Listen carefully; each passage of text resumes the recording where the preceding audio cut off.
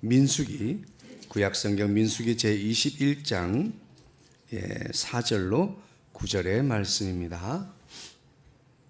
21장 4절로 9절의 말씀, 제가 가지고 있는 성경으로는 구약성경 제231면입니다.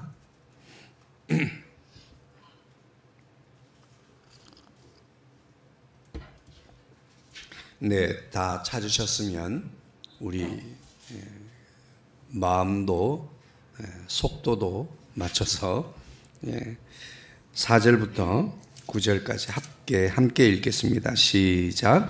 백성이 호르산에서 출발하여 홍해길을 따라 에돔 땅을 우회하려 하였다가 길로 말미암아 백성의 마음이 상하니라. 하나님과 모세를 향하여 원망하되 어찌하여 우리를 애굽에서 인도해 내어 이 광야에서 죽게 하는가? 이곳에는 먹을 것도 없고 물도 없도다. 우리 마음이 이 하찮은 음식을 싫어하노라 하매 여호와께서 불뱀들을 백성 중에 보내어 백성을 물게 하심으로 이스라엘 백성 중에 죽은 자가 많은지라. 백성이 모세에게 이르러 말하되 우리가 여호와의 당신을 향하여 원망함으로 범죄하였사오니 여호와께 기도하여 이 뱀들을 우리에게서 떠나게 하소서. 모세가 백성을 위하여 기도하매 여호와께서 모세에게 이르시되 불뱀을 만들어 장대 위에 매달아라. 물린 자마다 그것을 보면 살리라. 모세가 놋뱀을 만들어 장대 위에 다니 뱀에게 물린 자가 놋뱀을 쳐다본즉 모두 살더라. 아멘. 할렐루야. 우리 다 같이 따라하겠습니다. 아멘하여 하나님께 영광을 돌리게 되느니라. 우리가 아멘하여 하나님께 영광을 돌리게 되느니라. 아멘하여 하나님께 아멘. 오늘도 우리가 입술로, 마음으로, 또 우리 삶으로 아멘하여 하나님께 영광을 돌리게 되기를 주의 이름으로 축복합니다. 우리 서로 인사하겠습니다. 사랑합니다. 더 행복하십시오. 그 일은 잘 될 것입니다. 네. 오늘 이야기는 이 가데스 바네아에 도착한 이스라엘 백성들이 38년 만에 이제 다시 가나안을 향해서 나아가는 과정을 기록하고 있습니다. 우리 인생은 곧잘 광야와 같다고 이렇게 표현을 하고 있습니다. 광야에서처럼 길을 잃어버리기도 하고 또 삶의 방향을 또 놓쳐버리기도 일수이기 때문이죠. 그래서 광야길에서 방향을 잃고 걷다 보면 여전히 제자리로 돌아오게 되고 그럴 때마다 허탈해지고 낙심되고 좌절하게 되는 것입니다. 그래도 그럴 때마다 그 길들 가운데서 교훈을 얻고 같은 실수를 반복하지 않겠다라고 결단하고 일어나서 길을 나서는 사람들도 있습니다. 그런가 하면 그 낙심과 좌절로부터 무기력해지고 삶의 모든 용기와 힘을 잃어버리고 급기야 서로를 비난하고 원망하고 불평하는 사람들이 일어나게 되지요. 그래서 그가 살아가는 이유는 모든 것에서부터 자신의 실패의 이유와 핑계를 찾으려고 살아가는 사람들이 있습니다. 오늘 1절은 1절부터 이 3절까지의 말씀을 보면 하나님의 은혜로 승리케 하시는 하나님. 그래서 이 하나님께서 도와주셔서 큰 승리를 하게 된 것을 기록하고 있습니다. 내용이 어떻습니까? 그들이 적군에게 사로잡혔어요. 어디서요? 네겝에 거주하는 가나안 사람, 곧 아랏의 왕이 이스라엘 백성들이 아다람 길로 오고 있다고 하는 이야기를 듣고 이스라엘의 후미를 쳐서 그래서 그 백성들을 몇 사람을 인질로 잡아갔습니다. 큰 어려움이 찾아왔지요. 이럴 때 그들은 여호와께 서원했다라고 기도했습니다. 기도한 거죠. 하나님 도와주시면 저희들 잘하겠습니다. 똑바로 하겠습니다. 라고 기도를 했어요. 그 내용이 이 전쟁에서 승리하게 하신다면 우리가 저 백성들을 모두 멸하겠습니다. 이 멸한다는 건 뭐예요? 모두 죽인다는, 숨 쉬는 것들은 다 죽인다는 거예요. 모두 멸하겠습니다. 여호와께서 결국은 이스라엘의 기도를 들어주시고 승리케 하셨지요. 그리고 이스라엘은 그 소원한 대로, 기도한 대로 약속을 잘 지켰습니다. 비로소 승리를 기념하기 위해서 그 성읍의 이름조차도 바꾸었습니다. 그 성읍을 호르마라 이름을 바꾸게 됩니다.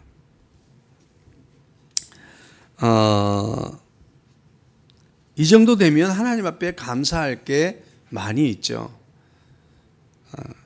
근데 우리가 4절부터 읽었던 성경을 본문을 가지고 우리가 기초로 생각하면 이 사람들에게는 하나님 앞에 감사할 것이 아무것도 없는 사람들 같아요. 어떤 분이 그런 이야기를 하더라고요. 제가 주일날 설교하면서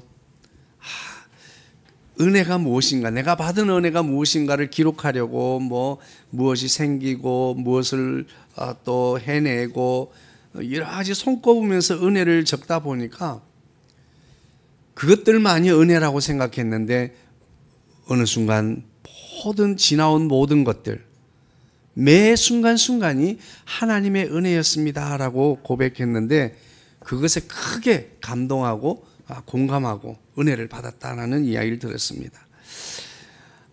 우리는 하나님의 은혜 속에 살아가고 있습니다. 지금 이스라엘 백성들도 하나님의 은혜로 광야길을 걸어가고 있고 지금 이 4절 앞에 1절부터 3절까지는 완전한 하나님의 은혜로 승리한 그것을 기록하고 있습니다. 우리가 잘 아는 대로 가데스 바네아에서 그들은 길을 돌이키고 40년을 광야에서 방황하게 되는 것입니다. 이것을 누가 그렇게 하라고 그랬어요? 하나님이 그렇게 한 거죠. 여러분, 광야길을 걷게 하신 것은 우리 하나님이신 줄로 믿습니다. 어떨 때는 광야길 갔다가 어떨 때는 꽃밭 갔다가 막 이렇게 느끼는 경우가 있어요. 그러나 그것은 우리의 착시입니다. 우리 인생은 광야길입니다. 사막길을 걷다 보면 신기루 때문에 막 정신이 혼미해져가지고 사막길을 오래 걷다 보면 이 신기루 속에서 막 진짜 뭐라고 해야 되나, 그 사막의 오아시스가 보이기도 한다고 해요. 어떤 사람은 통닭이 막 보인다고 그러는데 우리가 정신이 혼미해지거나 혹은 우리의 중심을 잃고 또 우리의 이 생각이 어지러워지면 신기루가 보입니다. 우리 인생은 꽃길이야 라고 생각하는 거죠. 그러나 하나님이 우리를 밀어 넣으신 이 길은 광야길인 줄로 믿습니다. 우리의 인생길은 광야길입니다. 왜 나를 이곳에 넣으셨나라고 생각했던 이는 일기를 쓰다가 장진숙이라고 하는 작곡가, 그는 일기를 쓰다가 왜 내게 이런 광야가 찾아왔을까 생각하면서 엘리야도 생각하고 여러 사람들을 생각하면서 나를 더 강하게 하고 나를 더 성숙하게 만들어서 결국은 나를 사용하시기 위함이다라고 고백한 것이 우리가 잘 아는 광야의 노래입니다. 오늘 우리는 누군가에게서 핑계와 또 원망, 불평 이런 것들을 찾을 것이 아니라 오늘 우리 삶 앞에 놓인 것, 우리 삶 앞에 하나님이 베푸신 은혜를 발견하고 찾는 저와 여러분 되기를 주의 이름으로 축복합니다. 그런데도 오늘 4절 말씀에 보면 백성이 호르산에서 출발하여 홍해길을 따라 에돔 땅을 우회하려 하였다가 길로 말미암아 백성의 마음이 상했다라고 말하고 있습니다. 이 길은 이 아카바만을 지나는 그 길인데, 다시 말하면 홍해를 건너왔잖아요.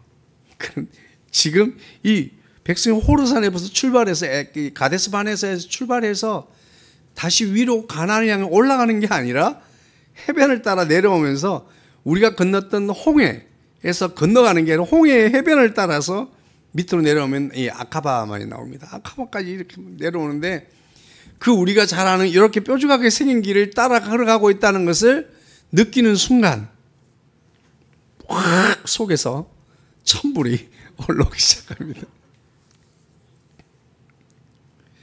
빠르고 좋은 길, 그 지중해의 이 해안가를 따라 있는 길을 킹스 하이웨이라고 그럽니다. 킹스웨이. 그래서 왕들의 길이라고 해서 아주 로마 시대 때부터 좋은 길이 거기에 나 있었습니다. 모든 길은 로마로. 그 굉장히 좋은 길이 나 있었는데도 불구하고 빠르고 좋은 길이 있습니다. 모두가 알고 있어요. 그리고 한번 가봤던 길이에요. 그런데 기어이 먼 길을 돌아가야 하는가? 그 길은 멀기도 멀고 험하고 그리고 시간적으로 너무너무 더디기만 하다. 우리 인생 중에 미래 중심의 삶, 목적 중심의 삶이 중요하죠. 미래 중심의 삶을 사는 사람, 목적 중심의 삶을 사는 사람들은, 이들은 지금 젖과 꿀이 흐르는 땅, 그 가나안 땅을 눈앞에 두고 돌아서야만 했던 사람들입니다. 그래서 그들은 두 번 다시는 같은 실수를 반복하고 싶지 않았습니다.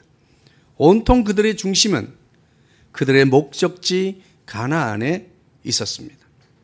그런데 점점 그 가나안으로부터 멀어져만 가는 자신들의 여정이 굉장히 견디기 힘들었습니다. 오직 미래의 삶의 목적을 두고 미래 중심의 삶 속에서 현재의 어려움을 견디며 광야길을 걸어왔기 때문이죠. 그런 그들에게 가장 견디기 힘든 게 무엇이겠습니까? 현재의 어려움과 아픔보다 더 어려운 것은 미래로부터, 목적하는 삶으로부터 점점 더 멀어지고 있다고 하는 거죠. 결국은 그들의 마음이 무너져 내렸습니다. 과거에 우리 선배들의 삶은 미래 중심의 삶이었습니다. 우리나라의 많은 사람들, 우리 어머니 세대, 이분들은 미래를 위해서 현재의 모든 삶을 희생할 수 있다고 생각하는 세대였습니다. 우리 주변에도 보면 미래의 삶을 위해서 현재의 삶을 희생하며 살아가는 사람들도 있습니다. 그런데 오늘날의 문제는 뭐예요? 이 급변하는 세상 속에서 그들이 쫓아가는 미래가 움직이고 있다고 하는 거예요. 미래가 가만히 있는 게 아니라 이 미래가 움직이고 있어요. 흔들리고 있어요. 그리고 그 미래가 있을지 없을지도 불확실해요. 지금 우리가 쫓아가는 그 직장, 우리가 쫓아가는 그 일들, 그것이 존재할지도 몰라요. 이 AI가 나온 이후로 사라질 직장 종목과 새로 생길 종목이 딱 이게 맞춰집니다. 이꼬로 해요.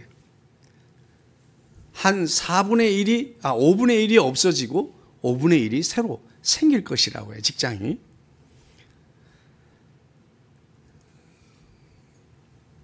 이런 이 세대를 우리는 살고 있습니다.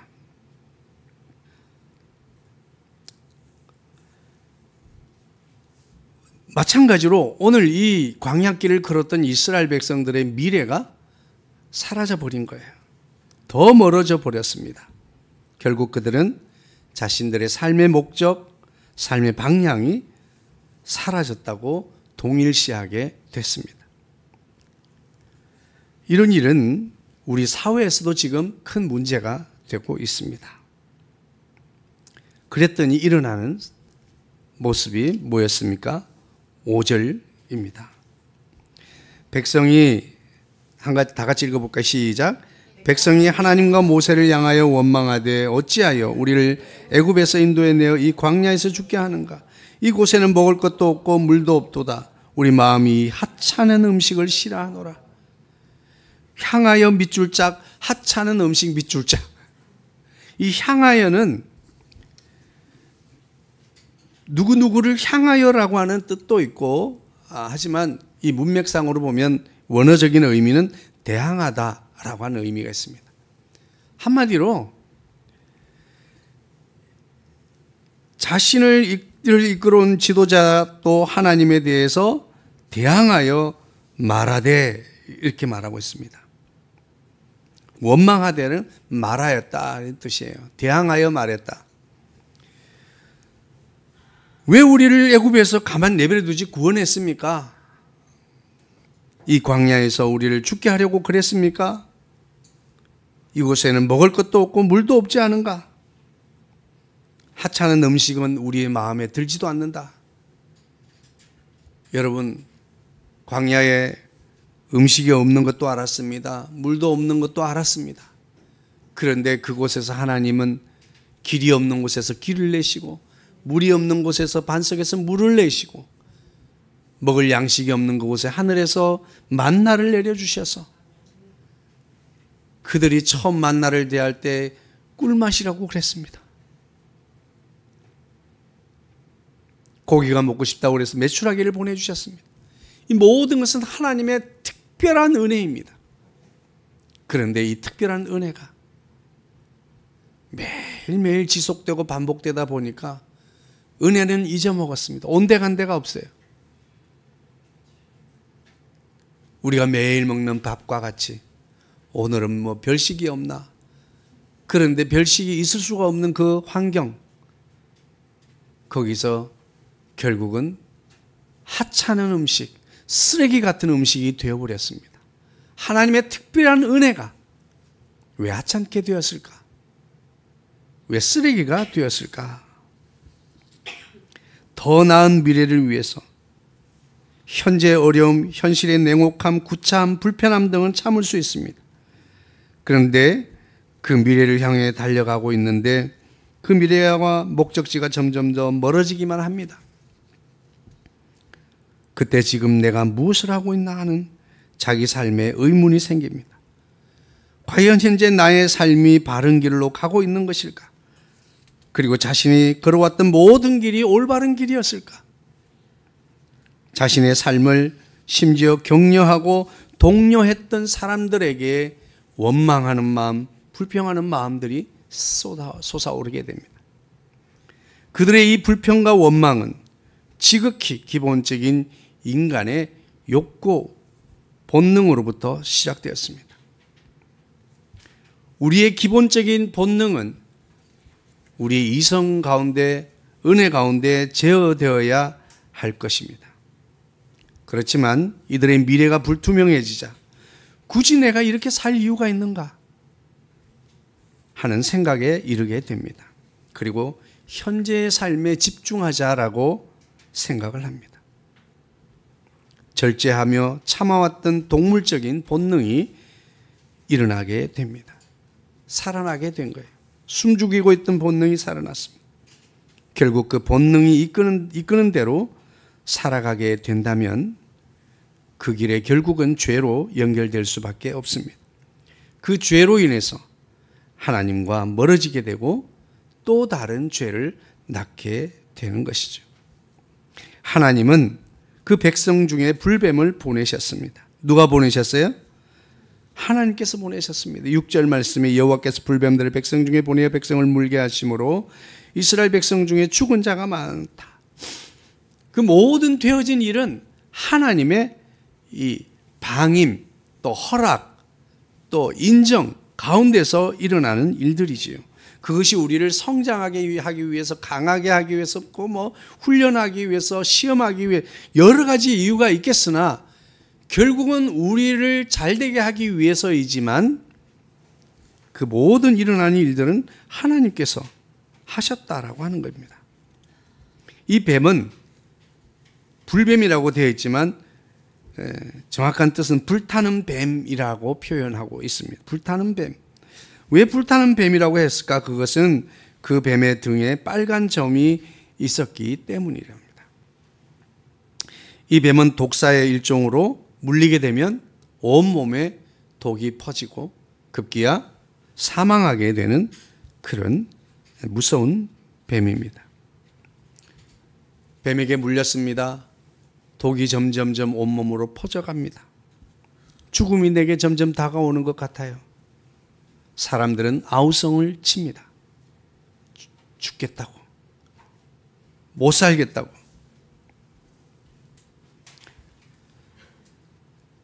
여러분, 이럴 때 어떻게 해야 될까요?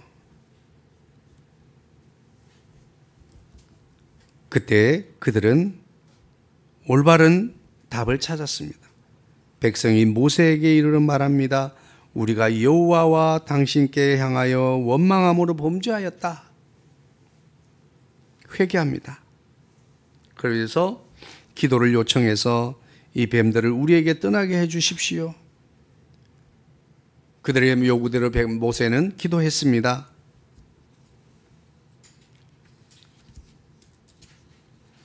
오늘 우리가 이런 어려움, 이유를 알 수 없고 원인을 알 수 없고 까닭 없이 우리에게 어려움이 찾아온다면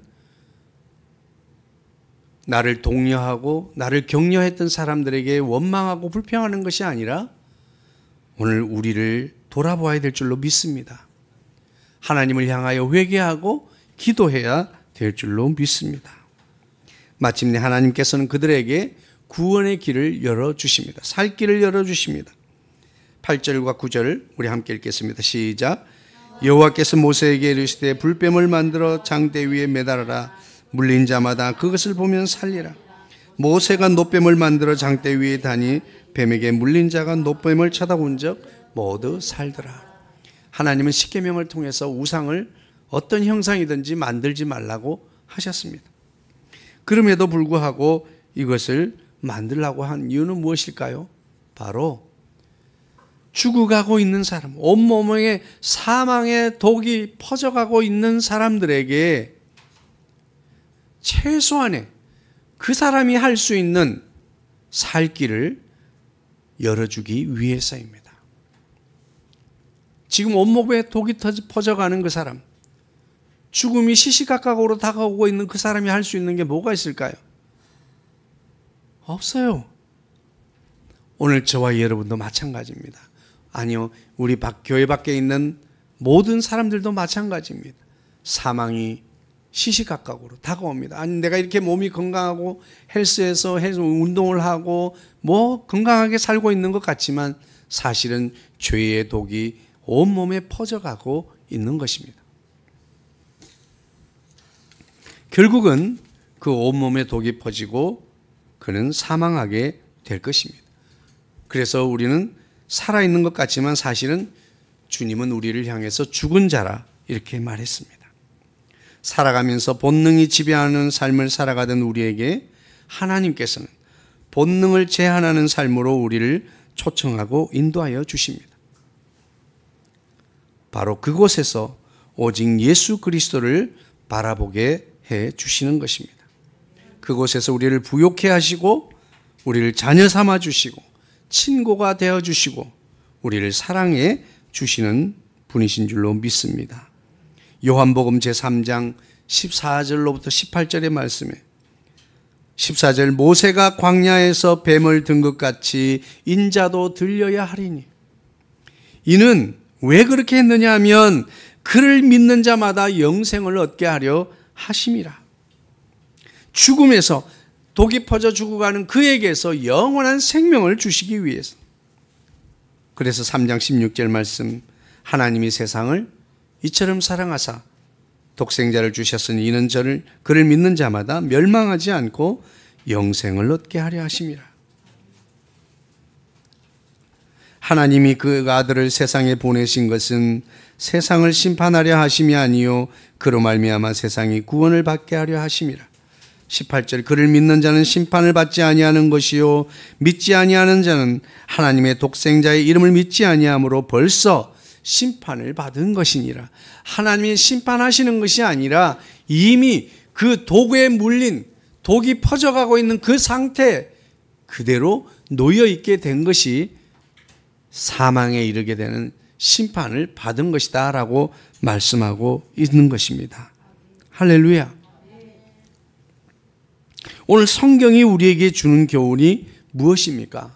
오늘 본문을 통해서 우리에게 주시는 교훈이 뭐예요?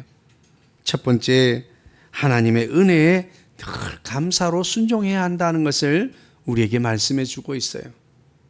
우리는 우리 살아가는 하나님의 은혜를 발견하지도 못하고 찾으려고 노력하지도 않고 보려고도 하지 않습니다. 그리고 그 모든 것은 너무나 당연한 것이라고 생각해요. 여러분, 하나님의 은혜에 감사로 순종하게 되기를 주의 이름으로 축복합니다. 성경이 우리에게 주는 교훈 두 번째는 우리 항상 마음을 기쁘게 해야 된다는 것을 말해주고 있습니다. 그들이 길로 인해서 마음이 상했다고 해요. 여러분, 우리 마음엔 부정적인 감정들이 많이 일어날 수 있습니다. 그래서 성경은 우리에게 뭐라고 말씀했습니까? 항상 기뻐하라고 말씀하고 있습니다. 이것은 내 상태를 말하는 것이 아니라 나의 선택을 말하는 거예요. 우리는 많은 사람들이 우리 마음의 문제를 상태의 문제라고 말하고 있습니다. 내가 기뻐야 기뻐하죠. 내가 사랑하는 마음이 생겨야 사랑하죠. 내 마음이 순수해져야 봉사하고 헌신하게 되는 거죠. 내가 마음이 이렇게 하는 걸. 여러분, 따라합시다. 이것은 선택의 문제입니다. 교묘하게 마귀 사단은 우리 감정의 문제, 마음의 문제를 상태의 문제로 우리를 끌어갑니다. 네 마음이 어떠니? 그래? 그럴 때는 그 상태를 존중해. 네가 지금 슬프구나. 이것이 심리학이 우리에게 주는 교훈이에요. 네 마음이 가는 대로 해. 그래서 지금 온 세상은 뒤죽박죽입니다.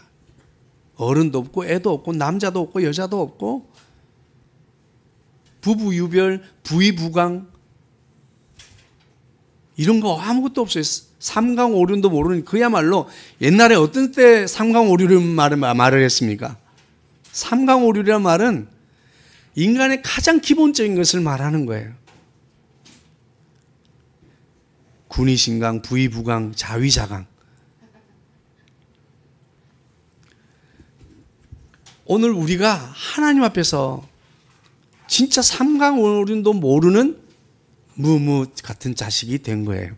이 세상이 지금 그래요. 마귀 사단은 이런 세상으로 우리를 지금 이끌어가고 있습니다. 여러분, 상태의 문제가 아니고 선택의 문제입니다. 여러분, 기쁨을 선택하시기를 주의 이름으로 축복합니다. 아무리 사소한 것이라도, 아무리 큰 어려움이, 슬픔이, 어둠이 있다 할지라도 그것을 선택하지 마시고 작고 사소한 기쁨을 선택하시기를 주의 이름으로 축복합니다. 오늘 유난히 밥이 맛있네. 오늘 콩밥인데 콩이 유난히 4개 콩이 많이 들어왔네. 아주 사소하고 작은 것에서 기쁨을 선택하시기를 주의 이름으로 축복합니다. 그리고 세 번째는 성경이 오늘 우리에게 주는 교훈은 어려움이 찾아올 때 원망하지 말라 하는 것입니다. 그리고 네 번째는 어려움이 찾아올 때 자신을 점검하라 하는 거예요. 많은 사람들은 어떤 어려움이 생기면 자신을 돌아보기보다는 자신을 격려하고 자신을 위로하고 함께 하려고 했던 그 사람들, 밀어주고 믿어줬던 사람들을 불평하고 원망하고 심지어 그들에게 핑계를 돌리게 됩니다. 이럴 때일수록 우리는 원망하지 말고 자신을 점검하는 기회로 삼아야 됩니다. 다섯 번째로 우리는 회개하며 기도해야 될 줄로 믿습니다. 할렐루야. 그리고 여섯 번째 우리에게 주는, 오늘 성경이 주는 교훈은 하나님의 말씀에 순종하라 하는 것입니다. 할렐루야. 자, 그러면 오늘 이 성경을 내용을 우리 삶으로 가져온다면 내 삶에서는 어떻게 적용해야 할까? 이제 적을 것 3가지입니다. 그러니까 4개 이상 넘어가면 안 적어도 돼요. 오늘 내 삶에서 적용할, 내가 이런 삶을 어떻게, 성경이 주는 이런 교훈을 내 삶에 어떻게 가져오고 어떻게 적용할 것인가? 우리가 매 순간 그분을 바라봐야 될 줄로 믿습니다. 매 순간 그분과 함께 해야 될 줄로 믿습니다. 매 순간 우리는 그분께 도움을 요청하는 삶을 살아야 될 줄로 믿습니다. 이것을 내 삶에 적용하는 단어로 바꾼다면 매 순간 기뻐하기로 선택하십시오. 할렐루야. 매 순간 기뻐하겠습니다. 은혜에 기뻐하고 작고 사소한 하나님의 은혜에 기뻐하고 감사합니다. 여전히 전에도 주어졌고 지금도 여전히 주어지고 있는 일상에 대하여 우리는 은혜를 찾고 감사할 수 있어야 될 줄로 믿습니다. 그들은 만나가 싫어졌습니다. 하찮게 여겨졌습니다. 쓰레기같이 여겨졌습니다. 여러분, 하나님의 은혜가 하찮다니요. 여러분, 하나님의 은혜는 우리가 언제나 감사해야 할 조건인 줄로 믿습니다. 매 순간 기뻐하겠습니다. 결단하시기를 바랍니다. 두 번째, 내 삶에 적용하기. 두 번째는 매일 기도하겠습니다. 할렐루야. 우리는 회개하며 우리 자신들이 매일매일 기도해야 될 것을 찾아야 될 줄로 믿습니다.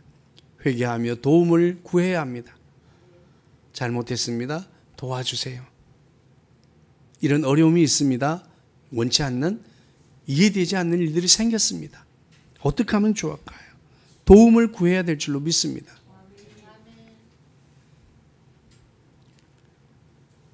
매 순간 기뻐하기로 선택하십시오. 매일 기도하기로 작정하십시오. 아침에 침상에서 일어날 때 기도하십시오. 저도 알람을 끄고 나서 꼭 뭐가 왔나를 보게 되는, 요즘은 회개하고 있습니다. 나도 모르게 손이 가는 이 손을 때리면서 침대에 엎드려서 기도합니다. 하나님과 점점 더 밀착된 삶을 살고 싶습니다. 매 순간 기뻐하겠습니다. 매일 기도하겠습니다. 세 번째입니다. 성경이 오늘 우리에게 주는 이 교훈을 내 삶에 어떻게 적용할 수 있겠습니까? 매일 성경 통독을 하겠습니다. 할렐루야. 우리는 우리 자신을 어떻게 점검할 수 있습니까? 죄는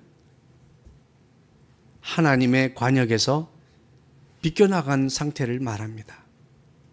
이 죄라고 하는 단어가 그래요. 이 말은 무슨 말입니까? 하나님이 말씀으로 주신 관역에 일치하지 못하고 우리가 거기에 빗나가고 엇나간 삶을 산 것이 모두가 죄라고 하는 것이에요. 우리는 엇나가 있는 상태를 우리는 알지도 못합니다. 그래서 오늘 하나님은 우리에게 거울과 같은, 우리 영혼의 거울과 같은 말씀을 주셨습니다. 우리는 매일 성경을 통해서, 통독을 통해서 우리 자신의 영혼을 비추어 볼 수 있어야 될 줄로 믿습니다. 저는 매일 이것을 촬영하면서 어려움을 많이 느낍니다. 혹시 성경 통독 동영상을 보다가 말이 한 몇 초간 끊기면 그때 정신을 잃고 혼전한 상태다라고 보시면 됩니다. 끊고 다시 하면 좋은데 그 길이 또 멀어요. 여러분, 그렇지만 그래도 우리가 매일 성경 통독을 해야 될 줄로 믿습니다. 우리 매일 성경을 통해서 우리는 하나님의 관역과 하나님의 말씀과 얼마나 우리가 일치하는지, 얼마나 빗나가 있는지를 알 수 있습니다. 적어도 알아야 되잖아요. 할렐루야. 그래서 우리가 정말 우리 그리스도인 삶은 과거에 매달린 삶도 아닙니다. 그래서 지나간 것은 잊어버리고 천국을 향한 믿음의 여행을 계속해야 합니다. 우리 삶의 목적은 미래이죠.